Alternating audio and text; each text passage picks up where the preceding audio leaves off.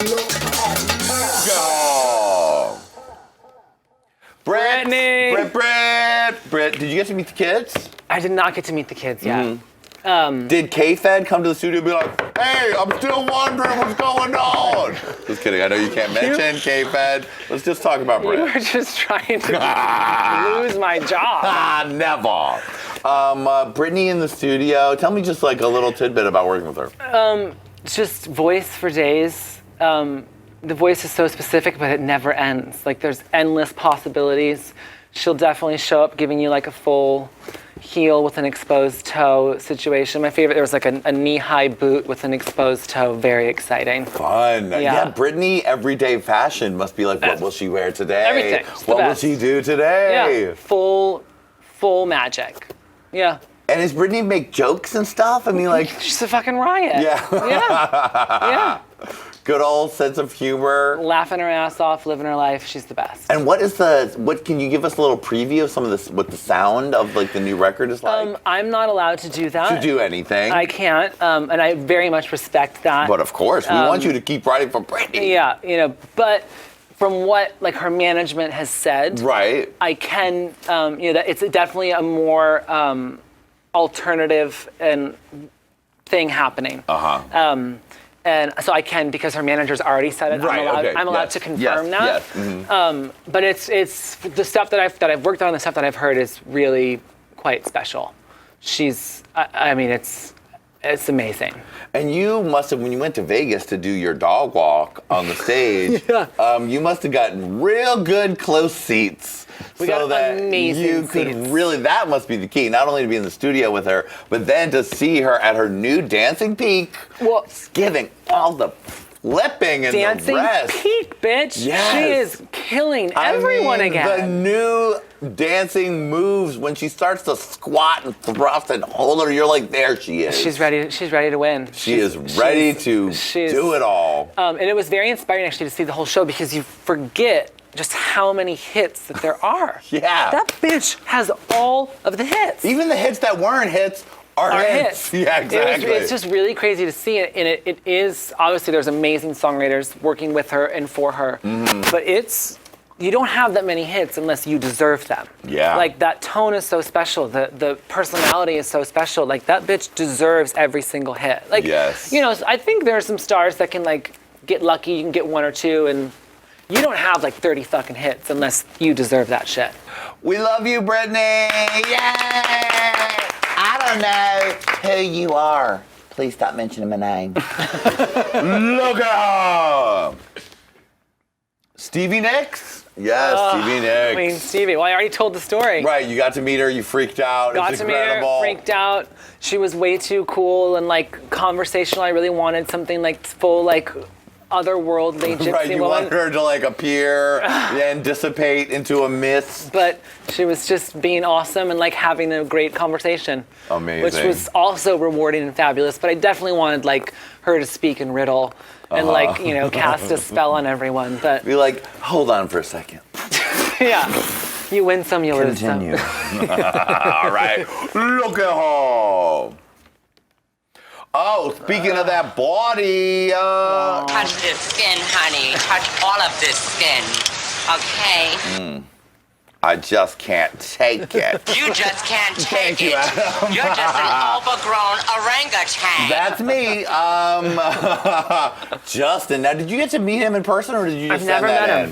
him. It was a session like set up specifically for him. That was a Skrillex production, right? Skrillex and Blood Pop. Okay. And so we just went in, his A&R, Chelsea Avery, who's amazing, I've been friends with for years, brought us into the session, explained to us the vibe, played us other things that were happening. And we luckily thought that him having a song called Sorry would be a good idea. Very appropriate for the moment. And he heard it, loved it, did his thing to it, made his changes. Because you really hear Bieber on, there's a real, especially with this new stuff, there's a very consistent Bieber sound in a good way. Yeah. His vocal delivery, the sonically, everything is very well done. And it's because he's knows what the fuck he wants. Yeah. So he heard it, loved it, did his thing to it, sang it.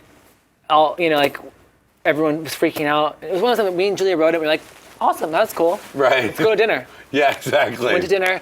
Like a week later, everyone's like, "This is gonna be his biggest song. It's the second single. Oh my fucking god, thank you." Scooter Braun's calling me, who's Wow. like, you know, music god Yeah. right now. I'm like, "What the fuck is Scooter Braun calling me? What did I do? Right. Who did I offend?" Oh, I messed up. Oh no. Yeah, and he was like, "Thank you so much. The song's amazing," and it's just fucking off to the races. And it's still going. I mean, It's insane. I think he had like the top 3 songs on the UK chart all at once. It was madness. Yeah. Madness. Then the song is just sold. Because, you know, a lot of times you can get a big radio hit. Right. And, like, it'll be one-time platinum, which is still Right. amazing. Thank Still you. good, Thank you, but- Marilyn Monroe, for all your help. But you can also get, you know, sorry, I think it's almost 5 times platinum. You know, it's Amazing. only been out since November. You know, it's really unbelievable. I mean, him singing that song took my life to, like, a whole other It sure did. level. Pretty. And then when you amazing. guys become lovers, that's gonna be amazing. God, shut. Just fucking with Justin I'm now. gonna lose all of my jobs from No, this show. that's not gonna happen, Everyone, Justin. just mark Just this moment mark this when my moment. career ended. Don't worry, you can retire on your money from Sorry. Look at Yay! Now that's the DNCE, right? Yep. With Joe Jonas. Yep. And then also your bass player from your band? Yeah. Yeah. The crazy looking one. Oh, good. We Yeah. should be able to recognize. Yeah. So that must have been fun. How did that session go So down? fun. Well, so I did a good chunk of the album, and I kind of right when Republic and Records and Joe decided to do a band and take that step, I was luckily in the first sessions for it. And so one of the more inspiring things to do, because I was like, I got to be in a band again for a couple months. That's fun. Without being in a band. I don't have to deal with the bullshit. I don't have to like go and do 25 radio interviews where they ask you the same 12 questions. Right. Just writing with Joe and figuring out like the sound, and he's such a sweet, goofy guy. Like, he's really fucking funny, and like he's posting memes on his Instagram and shit. You know, like, Right. we have to do stuff that's fun and weird and sexy, and I mean he's quite attractive. Oh, Like, yes, he is. You know, it needs to be sexy and goofy and fun. And so we wrote "Cake by the Ocean" was like the first song that we were like, okay, this is the band. And he has known the other 2 band members forever. The drummer he played for the Jonas Brothers, and Jinju was opening for them, playing with somebody else at some point. And so when he was describing the vision of the band, and in a lot of the songs, like there's really serious bass lines.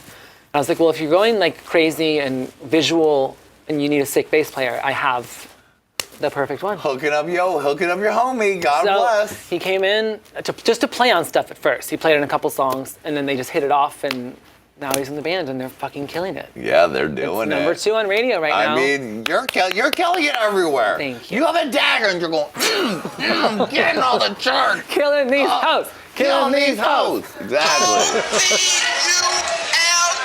CULENCE. Opulence. You own everything.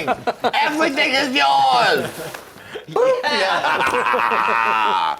Look at her. Yes, bravo.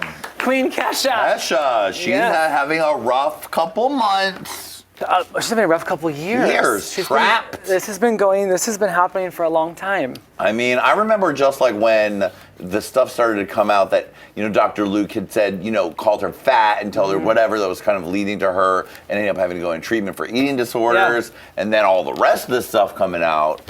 It's a bad situation.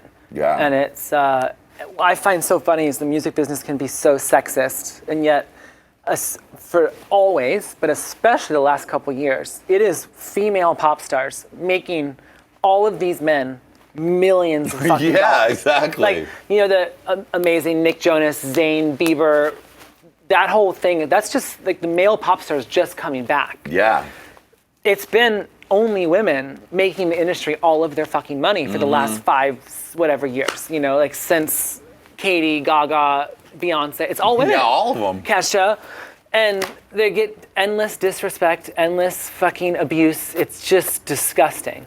And I think that she is so brave to be like, this is what's happening and it's not okay. And I'm not going to continue to make money for my abuser. I'm not going to do it. Yeah. And I think that that's really brave and really beautiful. And she is also so underrated as a writer.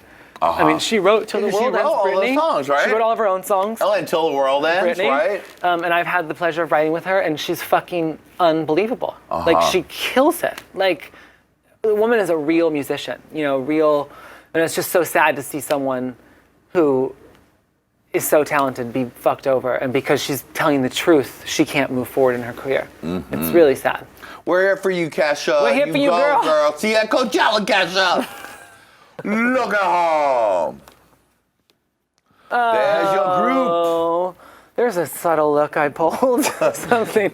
You are giving kind of like a Carrie Bradshaw. Don't you dare. At the end of that. Don't you dare. It's a little bit Bradshaw, I gotta say. Like, she just left Biggs. They had a fight. She's walking down the cobblestone street. I mean, being it like, does look like I got when in a one is in a fight. band with a faggoty lead singer, is it true love or will it be true love? I mean, I can't do my good Carrie Bradshaw, but so everybody's now still killing it. Killing it.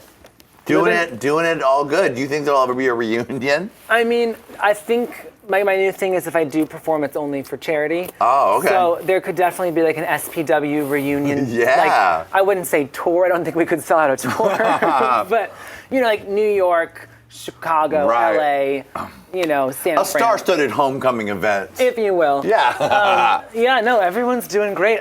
Until like a month ago, I was still living with those two. Oh, really? We were all still living together in the house. When we first moved here 4 years ago, we were all still living in that house. But I just got a little upgrade recently. Yes, you did.